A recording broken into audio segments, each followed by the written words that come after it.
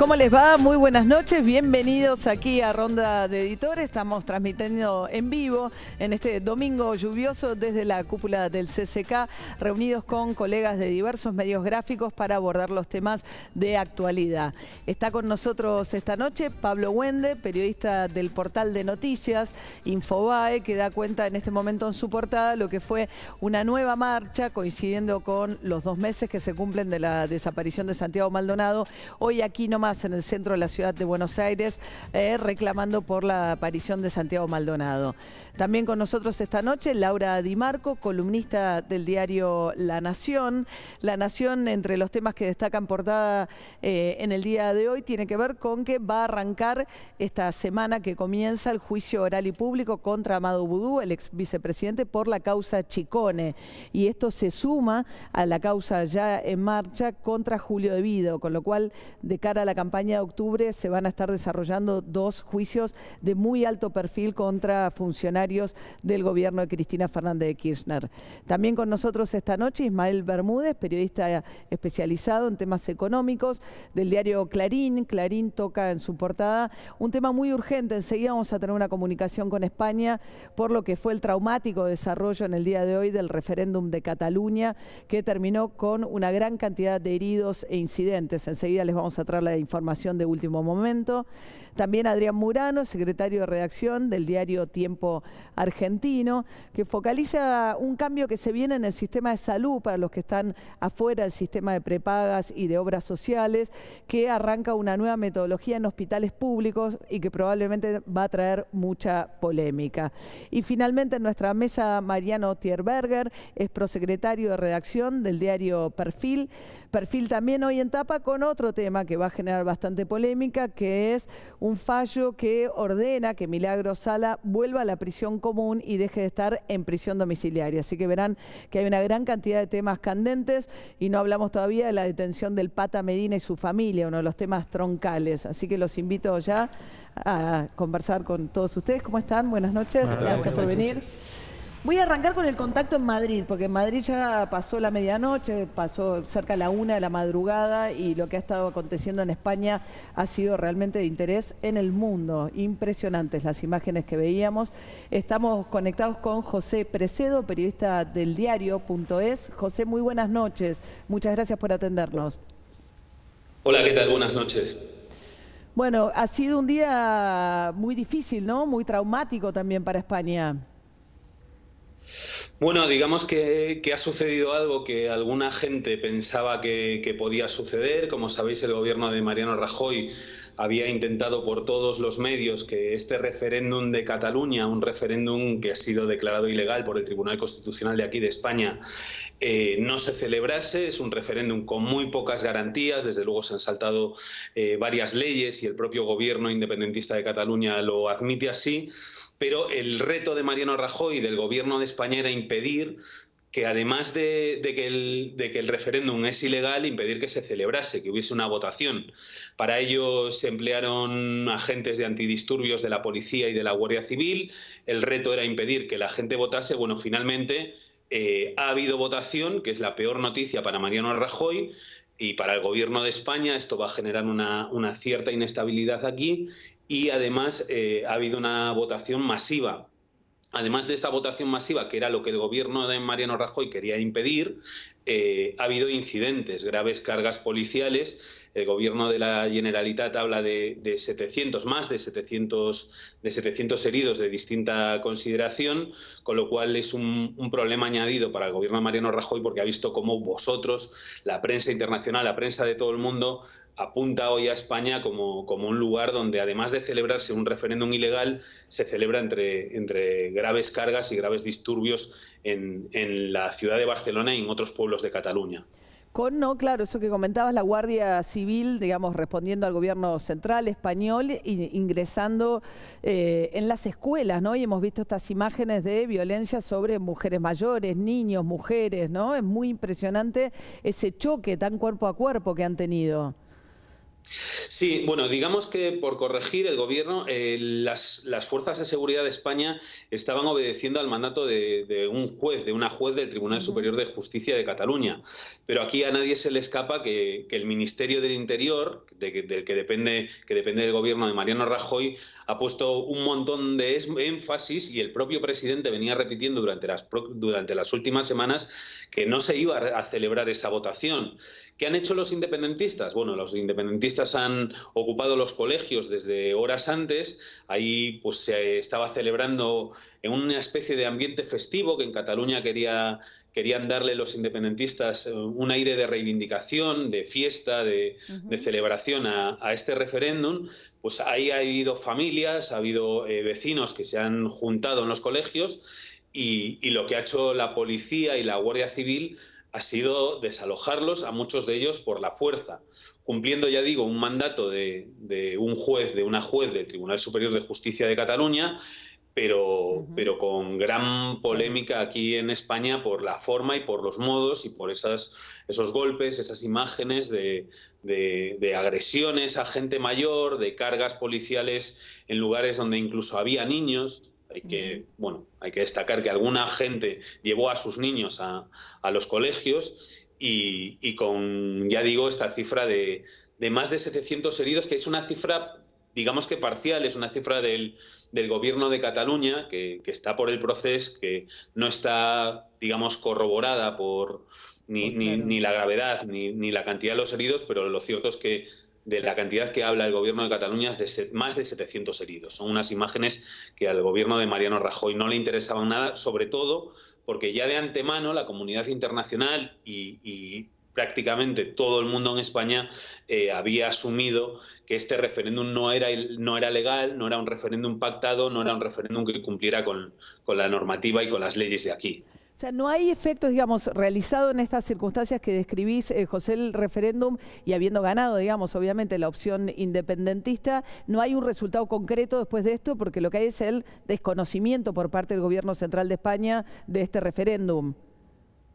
Bueno, digamos que aquí hay dos bandos, y el bando independentista, que se ha desconectado de las leyes españolas, no las reconoce, o por lo menos las viene ignorando durante las últimas semanas y meses. El bando independentista, el gobierno de la Generalitat de Cataluña, dice que han votado más de 2 millones de personas, y que el 90% han votado por el sí. ¿Qué sucede? Que es un referéndum que está declarado ilegal por el Tribunal Constitucional. Las autoridades catalanas no reconocen ya ese tribunal, dicen que se han desconectado de Cataluña y que en los próximos días procederán a realizar una declaración unilateral de independencia. Por lo demás, el referéndum tiene muchas tachas. Hoy Mm. hemos visto a lo largo del día gente que ha votado en varias ocasiones, no hay un censo, no hay una autoridad electoral como dice la Ujú. ley incluso catalana que debiera haber, porque dimitieron todos para evitarse multas del gobierno central. Hay muy pocas garantías, Claro. lo que no quiere decir que el gobierno de la Generalitat no vaya a declarar la independencia en los próximos días, porque eso es lo que dice la ley que aprobaron en el Parlamento hace Ujú. unas semanas, la ley de transitoriedad y la ley del referéndum, que dice que en el plazo de 48 horas podría decretarse Claro. unilateralmente la independencia, digan lo que digan las autoridades españolas y digan lo que digan los jueces españoles. José, te agradezco muchísimo. Sé que ha sido un día larguísimo, de muchísimo trabajo y que es muy tarde allí en Madrid, así que especialmente muchísimas gracias, ¿eh? Pues muchísimas gracias a vosotros. Buen día. Buenas noches. Era José Precedo, periodista del diario.es. Pasan cosas en el mundo, ¿no? Sí. Insospechadas, inesperadas. Y en el fondo es una discusión por plata, porque en definitiva todo hay una cuestión de nacionalismo, por Sí, claro. supuesto, pero la crítica más severa que se vienen haciendo tiene que ver con la distribución impositiva. Y de hecho Rajoy, una de las formas que aparentemente va a utilizar para tratar de bajar un poco la tensión es discutir lo que hasta ahora Madrid no quiso discutir, que es la distribución impositiva que para Barcelona los catalanes, perdón, no para Barcelona, para Cataluña los catalanes dicen es muy inequitativa. ¿Vos sabés que yo creo que hay algo más profundo que eso? Sí, por supuesto. Pero hay algo que tiene que ver con lo que vamos a discutir después, ¿no? Que tiene que ver con dos miradas distintas, una más nacionalista, más populista, encerrada hacia adentro, y otra más abierta al mundo, ¿no? Y lo paradójico es que Trump lidera en el mundo esa mirada nacionalista que también se juega en este plebiscito de Cataluña, ¿no? Son como dos miradas que también aplican a la Argentina, los temas de la Argentina. Sí. Creo que eso es lo que se juega. El tema es que si España estaba dividida hasta hoy, después de hoy, evidentemente las diferencias se profundizan, ¿no? Sí. Ahora, creo que hoy quedó en evidente el carácter opresor del Estado español. Acá lo importante, en eso no coincido con vos, el reclamo de la autodeterminación de los pueblos es muy fuerte. Y frente a esa circunstancia, el Estado español refuerza su represión y al mismo tiempo le da mayor impulso a la reivindicación catalana. Sí, claro, esto no va a ayudar a menguar el conflicto, ¿no? Y respecto, entramos entramos a la Argentina porque quería señalar algo respecto a... suficientes temas con Argentina. Lo único que te digo, me acuerdo que hace unos años, y yo estaba en esa posición, por eso te lo digo. ¿En qué posición?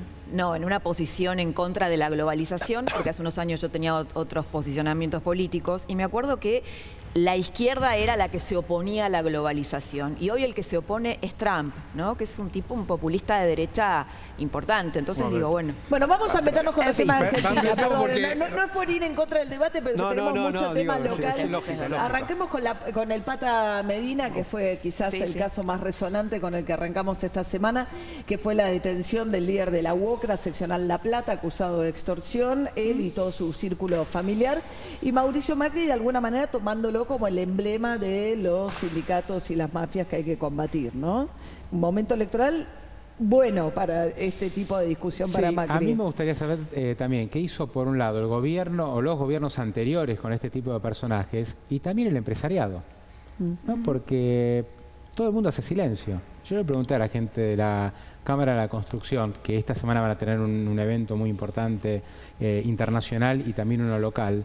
¿Qué hicieron ellos respecto a esto? ¿Qué denuncias hay? La verdad que no me entregaron absolutamente nada. Bueno, hoy hay una nota muy interesante. Hay complicidades, ¿no? Seguramente pusieron plata al Pata Medina. Alguien le pagaba, claro, está la extorsión, por otro lado uno dice, bueno, claro, no podía hacer otra cosa, pero a veces sí se pueden hacer otras cosas. Había una nota muy interesante hoy en Perfil que habla de, más allá de la modalidad de obligarte a tomarlos de su seccional y de obligarte a contratar su empresa de catering, cómo los hacían figurar a su entorno con altísimos salarios en las grandes constructoras. Sí, directamente había sobornos en blanco, digo, son empleados que eran obligados a contratar empresas como Odebrecht y otras empresas de obra pública a contratar a familiares del Pata Medina y a otros integrantes de la UOCRA La Plata en blanco mientras que duraban esas obras y a pagarles un sueldo durante todo ese proceso. Por el cual no cumplían función, ¿no? Cumplían funciones. Claramente era...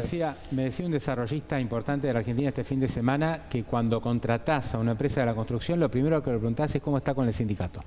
Bueno, ¿viste? O sea, está bien, uno tiene una buena relación con el sindicato. Detrás de esa pregunta me parece que hay también otra cuestión que tiene que ver con el famoso costo argentino al final. Habrán visto flamear las banderas de UOCRA a las amarillas, que es como una señal de que está todo bien con la UOCRA, con esa obra, ¿no? Pero lo que decía Pablo es interesante en cuanto a la responsabilidad de la pata política, ¿no? Porque los empresarios te dicen no podíamos hacer otra cosa, nos exigían esto y cuando íbamos a hablar a los políticos nos decían tenés que pagar, digamos, no había otra, ¿no? Digamos, esto fue lo que imperó durante muchos años, no solo en La Plata, sino también tenía alcance más allá de La Plata.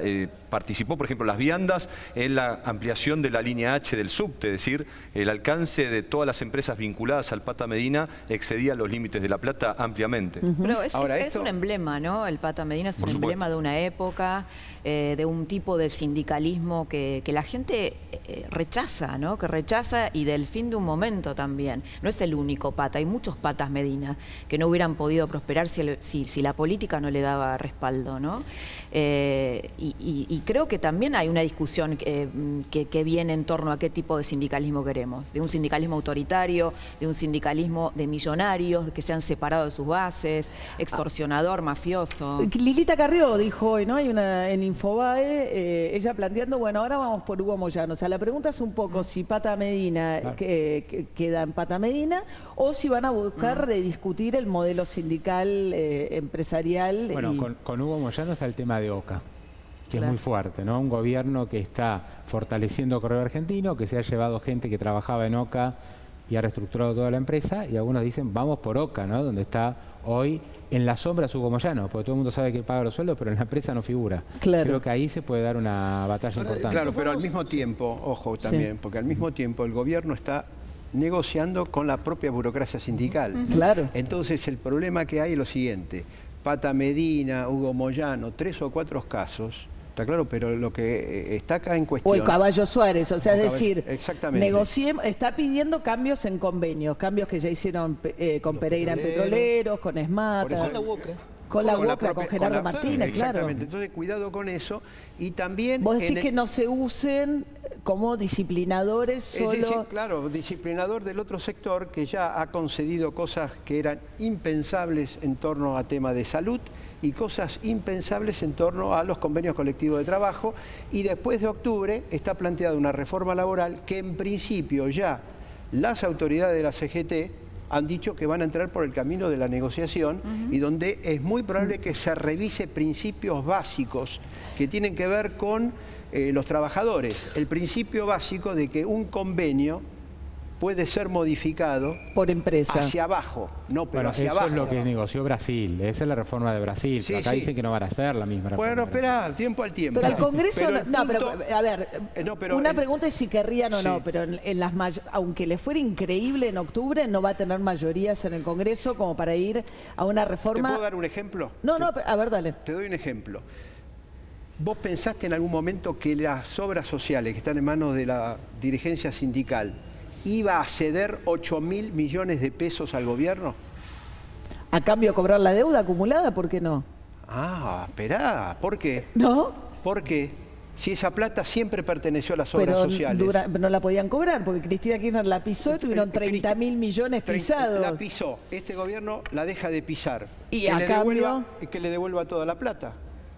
Ahí hay un acuerdo muy, pero muy importante. No, yo lo tiene- que quiero decir es que más allá de las intenciones, me parece que el gobierno ha elegido por las circunstancias políticas ir en negociaciones de a uno, gremio por gremio. Es que no hay un interlocutor tampoco, ¿no? Dentro del sindicalismo. El gobierno, el presidente no encuentra un referente del sindicalismo con el cual hablar y después que con esa persona sirva para el resto. Y también Y le además están conviene. enfrentados Sí, entre ellos. pero, ¿no? pero eso hacia la baja, esos acuerdos, porque vos señalás, son todos acuerdos hacia la baja. El convenio de empresa, que es lícito que se haga un convenio de empresa, pero tiene que estar arriba del convenio de actividad. Acá lo que se quiere hacer es que el convenio de empresa pueda acordar cosas por debajo del convenio de actividad. ya- Por ya ejemplo, se el hizo. convenio dice, no, ya se está haciendo. Petroleros lo hizo en Vaca Muerta, que fue el Lógico. que arrancó esta serie de reforma laboral por goteo que se viene aplicando en distintos gremios, en distintas zonas, dentro de seccionales de gremios, como el caso de Vaca Muerta, que no fue un acuerdo con Petroleros Nacionales, sino con una seccional específica. Ahora, y Pata Medina era el jefe de una seccional de UOCRA. Y quiero decir lo siguiente, yo celebro que Pata Medina esté preso y que sea juzgado, no solamente por sus formas gangsteriles de ejecutar la representación sindical, sino fundamentalmente porque le robó a los afiliados. O sea, toda esa fortuna que nosotros veíamos y esa fortuna obscena es dinero que le correspondía a los afiliados, o por lo menos que él Bueno, hizo, que le o que él extorsionó a los claro, que él hizo empresarios. en nombre de los afiliados, con lo cual hay una doble estafa para los afiliados. Me parece que ahí también esto puede ayudar a una toma de conciencia por parte de los afiliados, pero no para destruir la representación sindical, que creo que es en el fondo lo que persigue el gobierno, sino para fortalecer la representación sindical con mejores representantes. Que no es que no hay, de hecho lo que quiero decir es que hay muy buenos. Hay 6.500 gremios en Argentina, la mitad no tiene personería. Una de las formas que tiene el gobierno para aleccionar sindicatos es justamente usar esa precariedad. No es un invento de este gobierno, lo han hecho todos los Más ese gobiernos. modelo sindical que le da al Ministerio de Trabajo la posibilidad de reconocimiento y Exactamente, buscar un sindicato. Y el martes va a estar el Comité Central Confederal de la CGT, que va a permitir ver cuál es el ánimo que hay entre el sindicalismo. Hay que recordar que el confederal se había convocado en otro contexto totalmente distinto al de ahora, ¿no? Claro, supuestamente iban a ir un paro. Iba a fijar la fecha del próximo paro. Claro. Pero Ahora, yo sabes que creo que es el dato central. Creo que el Pata Medina refleja muchos popes sindicales que le roban a sus afiliados. Eso es lo más tremendo. Si vos mirás encuestas de opinión pública, el 80% de la gente siente rechazo hacia este tipo de sindicalistas. Entonces, eso también tiene que ver. Digo, porque creo están que es algunos están atornillados hace más de 30 años. Sí.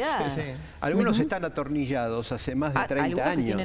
Amadeo 40 años. Tienen 40 Entonces, años. Amadeo y Datarmini, que entonces, son por eso los digo, dos. todo un sistema de poder, ¿no? El que está bajo la lupa de la gente. no, y por todos eso tienen este modelo empresarial, ¿no? De Sí, alrededor claro, ya no de son los más gremios, si no le representantes. venden los uniformes, le venden la vianda, todo es un sistema de negocios alrededor de los Yo gremios, lo que digo, ¿no? María, es que va a haber y hay una aplicación selectiva de la cruzada. Bueno, esa es la antimafia. pregunta. Si lo que se propone es reformar este modelo de sindicatos ahora. empresariales o usarlo Lo que selectivamente. pasa es que necesitas un interlocutor en la próxima etapa que se viene en la Argentina con alguien, tenés que sentarte a hablar. Sí, bueno, porque pero si tuvieras que ir, tenés que ir prácticamente ese por alguien todos no es los sindicatos. pero ese alguien quizá no es representativo del sentir de la masa trabajadora. Entonces también ahí estamos frente a un problema importante. Pero Igual es es un poco, me interesante. parece, lo que decía Pablo como objetivo, bajar costos laborales negociando con los gremios principales que les importa, ¿no? No, Petróleo. es que digamos, la negociación de los convenios laborales, como decía Ismael, se viene y es imprescindible, ¿no? Porque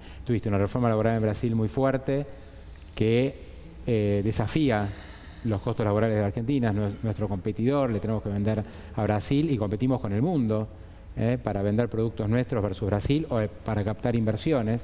Entonces hay que hacerlo y aparte todo el mundo sabe hoy que el costo argentino es altísimo. Y Pero ahí no- pero no por el entra costo- yo no digo que son los trabajadores, porque Pero siempre, no es por el costo, siempre pero, ocupamos con los pero horarios. no es por el costo laboral. No, está bien, pero tenés 40% El de costo trabajo fina- en negro. Pablo, el Ismael, costo casi financiero. 40%. ¿De qué?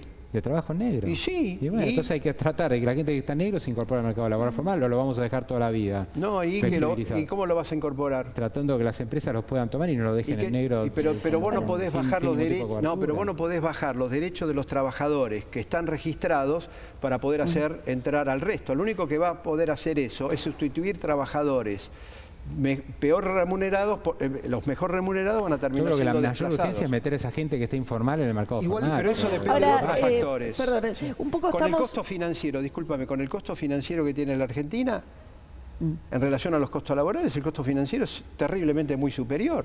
Y todos aplauden el costo financiero que tiene la Argentina. La oferta que hubo el otro día triplicó El VAC. No, la no lo del aplauden, Banco lo Central. alimentan. Ahora, ¿Cómo? perdónenme, pero Se un alimenta, poco... se Es otra alimenta. discusión, Se eso- alimenta. Es otra- Esa es un otra poco la discusión. pregunta es Una la... abre la puerta No, a la pero otra. María, algo No, importante. esto, pero esperamos algo un segundo. importante respecto a esto. Van a negociar con los mismos burócratas sindicales. El burócrata sindical no tiene ningún problema en adaptarse a los distintos gobiernos si él puede preservar Hacia el sí privilegio mismo, sí. que tiene. Supervivencia, obviamente, claro. Y bueno, y están negociando, Sí, sí. no será el Pata Medina, no será Hugo Moyano, será otro, pero están negociando. Pero por eso con- se ven los reacomodamientos dentro del mundo sindical. Hay algunos Exactamente. sindicalistas que percibieron el cambio de clima más rápido que otros. Lo mismo pasa en la justicia Pero federal, espérame, pasa en déjame un otros segundo. ámbitos, No, ¿no? porque Por la eso se pregunta- dieron los 8.000 millones, ¿eh? Y por eso se dieron los 8.000 millones. Pero la pregunta un poco que me parece que tiene que ver con esto que estamos conversando es si realmente octubre va a consolidar el poder político de Macri, más todavía lo que ya ocurrió con las PASO, ¿qué va a hacer el gobierno cuando tenga el poder político? ¿Qué va a hacer después de octubre? Pero reforma- ¿En qué va a Bueno, el utilizar poder ese...? político, María, tampoco va a ser abrumador, es decir, vos misma lo decías recién, no va a tener mayoría en ninguna de las dos cámaras. Sí es verdad que va a tener otro juego con el peronismo, ¿no? Y van a Si negociar. pierde Cristina Kirchner, como Van a todo negociar indica con que la va a oposición. perder, también va a haber una reconfiguración del escenario político en el propio peronismo, ¿no? Va a ser una novedad ganarle a Cristina en las urnas, si sucede así. Ahora, de todas maneras, tampoco es cierto que va a consolidar una hegemonía, pero también es cierto que no va a tener un 54% del voto. Igual la Entonces, sensación eso- es que el gradualismo va a prácticamente a colmar todos los escenarios, ¿no? O sea, el gradualismo estamos muy acostumbrados por el lado fiscal, el déficit se va a bajar de a poco, pero finalmente la reforma tributaria va a ser en cámara lenta, el tema laboral tampoco es que van a avanzar. ¿Vos con decís una que va a ser todo topadora. cámara de lenta? A mí me parece que van a seguir con el gradualismo, con lo que vienen haciendo, sí tirando más temas, ¿no? Como que el temario se agranda pero no se va a ir viste, a fondo con los temas que necesita. Hoy había Argentina. la contratapa de perfil, era interesante, que Fontevecchia ponía el paralelismo con Néstor Kirchner en el 2003, ¿no? Dice un presidente que asume con cierta debilidad estructural y una vez que consolida en el 2005, cómo eso modifica muchas cosas de su gobierno. Entonces hacía un poco la pregunta... Yo lo leí, es muy interesante, tengo una discrepancia creo esencial en este punto, que es cierto, Kirchner venía además con un altísimo nivel de desconocimiento popular y del propio, llamémoslo círculo rojo para que se entienda. Macri no. Macri no era un desconocido para el público y no es un desconocido para el círculo rojo, y de hecho es hoy uno de sus principales soportes. Cuando Ismael hace mención al costo financiero, no es un tema menor que el gobierno ha alimentado ese negocio, el negocio financiero, porque es uno de los soportes que hoy puede exhibir el gobierno en términos de política pública: endeudamiento, costo financiero y negocio financiero. Tema del próximo bloque que tiene, enseguida volvemos, porque estamos justamente, vamos a hablar un poco de cómo llegamos con la economía a las elecciones de octubre, cómo está la economía. Hubo además cifras del INDEC respecto a pobreza esta semana. Enseguida volvemos.